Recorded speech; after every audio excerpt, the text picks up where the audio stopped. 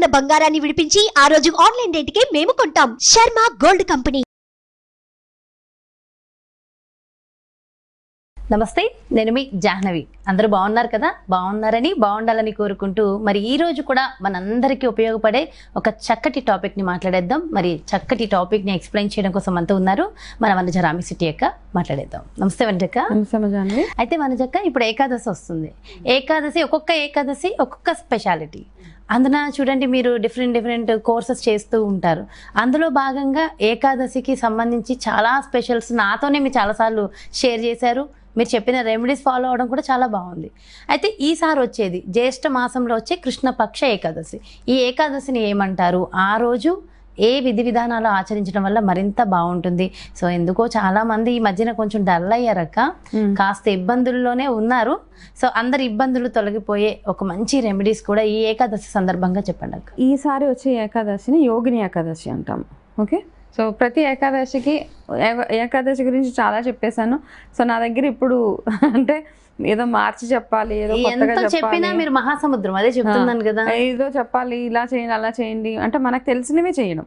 ఈ ఏకాదశి పూజలు ఏంటి అంటే, ఫస్ట్ మనం చేయాల్సిన ఏంటంటే, ఏకాదశి రోజు రూల్ ఏంటంటే, ఉపవాసం ఉండగలిగిన వాళ్ళు ఉండండి, ఉండలేని వాళ్ళు ఉండక్కర్లేదు. ఉండలేని వాళ్ళు అన్నం తినకుండా ఉండండి అంతే. నార్మల్గా ఫ్రూట్స్ అవి తిని, పళ్ళు పలహారాలు తిని మీరు దేవుని భగవంతుడి ఆరాధన చేస్తూ ఉండండి. తర్వాత ఏంటంటే, ఏకాదశి వచ్చినప్పుడు నల్లటి వస్త్రాలు వేసుకోకుండా ఉండండి, నలుపు బట్టలు వేసుకోకుండా. ఏ ఏకాదశి వచ్చినా ఒకటి రూల్ ఏంటంటే, చక్కగా ఆ రోజు పసుపు రంగులో బట్టలు వేసుకోవడము. అది ఏ రోజు వచ్చినా అందులో మంగళవారం వచ్చింది కూడా ఎవరు బ్లాక్ వేసుకోరు. అది నార్మల్ గా అంటే చెప్తున్నాను, కొంతమంది ఏకాదశి చిన్న చిన్న రూల్స్ అంతే, మనకు పెద్దగా అంటే అవి ఫాలో చేసుకుంటే బాగుంటుంది. తర్వాత ఉదయాన్నే లేవడము, సూర్యోదయానికంటే ముందు లేవడము, విష్ణు విష్ణు ఆలయానికి వెళ్ళొచ్చు, విష్ణు ఆరాధన చేసుకోవచ్చు. మీ ఇంట్లోనే విష్ణుమూర్తి విగ్రహం ఉంటే కాస్త పాలల్లో కుంకుమ పువ్వు వేసి దాంతో భగవంతుడికి అభిషేకం చేయండి. ఆ కుంకుమ పువ్వు ఏంటంటే కాసేపు నానబెట్టండి, అది పచ్చ రంగులో వస్తుంది కదా, పసుపు రంగు అయిపోతుంది కుంకుమ పువ్వు వేసిన తర్వాత. ఆ పాలు కాస్త పచ్చ ఎల్లో కలర్లో అయినాక ఆ పాలతోటి విష్ణుమూర్తికి అభిషేకం చేసి, ఆ పాలనే కాస్త పంచదార అలాంటిది కలిపి దాన్నే మీ ఇంట్లో అందరూ కాస్త తులసి దళం అందులో వేసి అదే తీర్థంగా తీసుకోవాలి. తులసి దళం ఆ రోజు తెంపకూడదు కాబట్టి ముందు రోజే మీరు తెచ్చుకొని దాన్ని ఒక ఫ్రిడ్జ్ అని చెప్పను, ఒక వాటర్లో వేసి పెట్టిన తులసి దళం ఫ్రెష్గా ఉంటుంది, నీళ్ళల్లో వేసి పెట్టడం ఒకటి.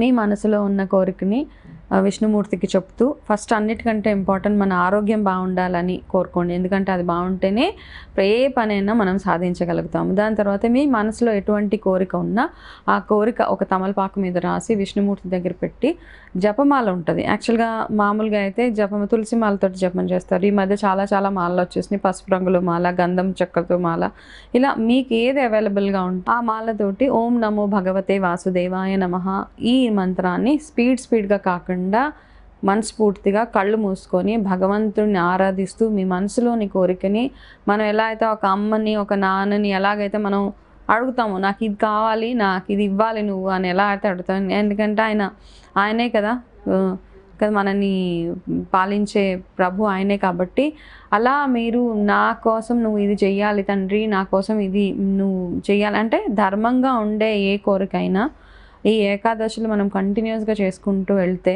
తప్పకుండా మనకి ఆ కోరిక తీరుతుంది. అయితే యోగిని ఏకాదశి రోజు ఈ జపమాలలు ఏవైతే ఉన్నాయో కౌంట్ ఉంటుంది కదా, ఒకసారి 1, 5, 9, 11. ఓకే, మీకు ఓపిక టైము పీస్ఫుల్గా ఉండగలుగుతారు, మీకు ఏ డిస్టర్బెన్స్ లేదు అంటే కనుక 11 సార్లు ఓం నమో భగవతే వాసుదేవాయ నమః ఈ జపాన్ని మీరు జపమాలతోటి 11 సార్లు చెయ్యండి. దాని తర్వాత తీర్థప్రసాదాలు తీసుకొని మీ రొటీన్ మీరు ఫాలో అయిపోండి. ఇదంతా చేసిన తర్వాత యోగిని ఏకాదశికి స్పెషాలిటీ ఏంటంటే, ఈరోజు ఖచ్చితంగా మనము రావి చెట్టుకి పూజ చేయాలి. రావి చెట్టు దగ్గరికి వెళ్ళి ఆవు నెయ్యితో దీపం పెట్టి అక్కడే కూర్చొని కాస్త మీరు భగవన్ నామస్మరణ చేసుకుంటూ, మీకు చేతనైతే అక్కడ ఉన్న వాళ్ళకి ప్రసాదం పంచి, పసుపు రంగులో ఉన్న లైక్ అరటిపళ్ళు కానీ లేకపోతే పరవన్నం కానీ ఏదైనా చేసి అక్కడ వాళ్ళందరికీ పంచి, ఎవరైనా ఉంటే పేదవాళ్ళు ఎవరైనా ఉంటే వాళ్ళకు పంచేసి మీరు వచ్చేయండి. అంతే మనం చేయాల్సిన సింపుల్గా చేసుకునే చిన్న ప్రొసీజర్స్. అయితే ఈ సందర్భంగా ఏకాదశి వచ్చింది, యోగిని ఏకాదశి వచ్చింది కాబట్టి నేను మీ అందరికి ఒక మంచి చిన్న స్టోరీతో పాటు ఒక మంచి పూజ కూడా చెప్తాను. అయితే నేను చెప్పే ఈ పూజ ఏదైతే ఉందో ఖచ్చితంగా 6 నెలలు చేయాలి ఇది.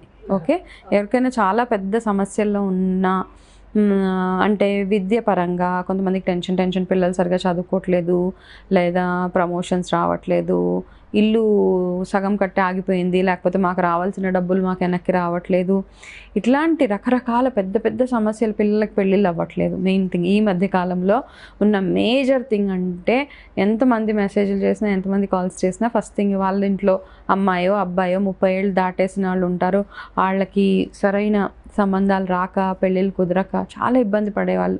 వీళ్ళందరికీ నేను చెప్పే ఒక మంచి ఉపాయం ఏంటంటే, ఈరోజు మంగళవారం వచ్చింది, యోగిని ఏకాదశి.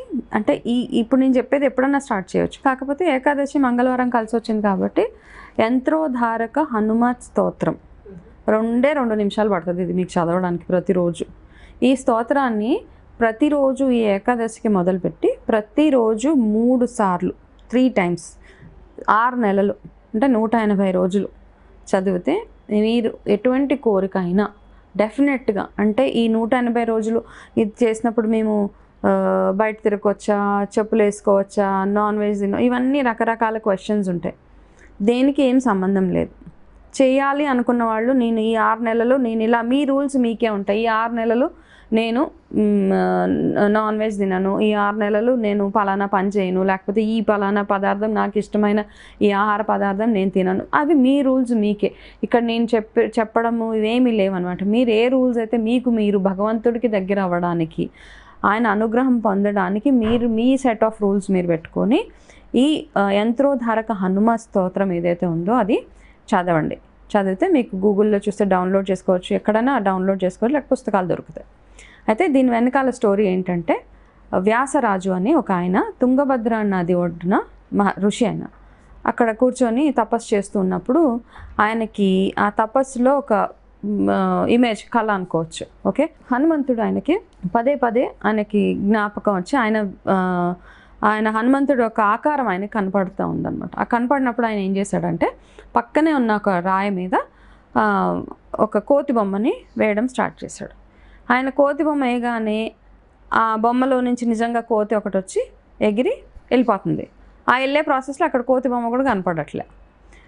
అయితే ఇదేంటి ఇలా అని 2వ సారి 3వ సారి 4వ సారి అంత వేస్తే 12 సార్లు అలాగా ఆయన ఆ కోతి బొమ్మ వేస్తున్నాడు. ఆయన వేసిన వెంటనే కోతి ఎగిరి నిజంగానే లైవ్గా కోతి వచ్చేస్తుంది, అందులోంచి వచ్చి అక్కడి నుంచి ఎగిరి వెళ్ళిపోతుంది. అక్కడ ఆ బొమ్మ కనపడట్లేక ఇలా కాదని నెక్స్ట్ టైం ఏం చేశాడంటే, లాస్ట్ టైంకి ఆయన ఏం చేశాడు, కోతి బొమ్మ వేసి చుట్టూరు ఒక యంత్రాన్ని పెట్టాడు అనమాట. యంత్రాన్ని పెట్టి అప్పుడు యంత్రోధారక హనుమ స్తోత్రాన్ని ఆయన చదివాడు అక్కడ. ఆ చదివినప్పుడు అప్పుడు ఆయన కంటిన్యూ చేసుకుంటూ వెళ్తే ఆయన జీవితంలో చాలా మార్పులు చూసి అవన్నీ చేసి ఆఖరిలో ఒకటి చెప్తాడు, ఎవరైతే విష్ణువుని ఆరాధిస్తారో వాళ్ళకి ఎటువంటి సమస్యలు రావు, ఆ స్తోత్రంలో ఉంటుంది. అయితే అందులో ఏం చెప్పాడంటే, విష్ణుమూర్తిని ఎవరైతే ప్రార్థిస్తారో ఆయన అనుగ్రహం ఎప్పుడూ మన మీద ఉంటుంది. ఎవరైతే తూలనాడతారో, నమ్మరో, ఈ స్తోత్రం చదివి ఎవరైతే నమ్మరో అట్లాంటి వాళ్ళు ఇది చదవక్కర్లేదు. ఓకే, చదవవసరం లేదు కూడా అంటే అని ఆ స్టోరీలో అలాగా ఉంటుందన్నమాట. కాబట్టి మీరు ఎవరైనా చెయ్యాలి, ఈ ఏకాదశికి ఏమైనా ప్రత్యేకంగా చెయ్యాలి, నెక్స్ట్ 6 నెలల్లో మీ జీవితంలో మంచి మార్పులు ఏమైనా రావాలి అనుకున్న వాళ్ళు తప్పకుండా ఇప్పుడు నేను చెప్పిన చిన్న పరిహారాలు ఏవైతే ఉన్నాయో అవి చేయండి. అలాగే దీపాలు పెట్టేటప్పుడు ఆవు నెయ్యితో దీపం పెట్టండి, పసుపు వత్తులతోటి దీపాలు పెట్టండి. ఆ దీపాలు పెట్టిన దీపాల్లో ఒక్కొక్క చిన్న బెల్లం ముక్క అందులో వేయండి. హారతి ఇచ్చేటప్పుడు మనస్ఫూర్తిగా భగవంతుడికి హారతి ఇవ్వండి. ఏకాదశి రోజు అక్షంతలు వేయరు భగవంతుడికి, సో అది గుర్తుపెట్టుకోండి. ఏకాదశి రోజు నల్లటి బట్టలు వేసుకోకూడదు. ఏకాదశి రోజు అందరినీ తిట్టకూడదు, మంచి మాటలే మాట్లాడాలి, మంచి ఆలోచనలే ఉండాలి. సో ఇలాగ ఇవన్నీ మనకు తెలుసు కాబట్టి ఇవన్నీ చేసుకుంటూ ఉంటే తప్పకుండా మనకి నారాయణుడి అనుగ్రహం కలుగుతుంది. ఎంతో చక్కగా ఎక్స్ప్లెయిన్ చేశారు. వింటుంటే కూడా అలా ఆంజనేయ స్వామి నిజంగా మన కళ్ళ ముందే ఉన్నారా అన్నంతగా అనిపిస్తుంది. ఎంతో చక్కగా ఎక్స్ప్లెయిన్ చేశారక్క, థ్యాంక్ యూ సో మచ్. నమస్తే. ఎస్, చూసారు కదండి, మనకున్నటువంటి సమస్యలు తొలగాలి, కష్టాల నుంచి బయటపడాలి, మంచి స్థితికి మనం వెళ్ళాలి అన్నప్పుడు సో మనం చేయవలసిన విధి విధానాలు, ఆ డిసిప్లైన్ కొంత ఉంటుంది కదా. సో ఆ విధి విధానాలు ఏమిటి, ఆచరించవలసిన మంత్రం ఏంటి, ఇదంతా డీటెయిల్గా ఎక్స్ప్లెయిన్ చేశారు. సో డెఫినెట్గా మరి ఈ యోగిని ఏకాదశిని ఎవరు కూడా మిస్ చేసుకోవద్దు.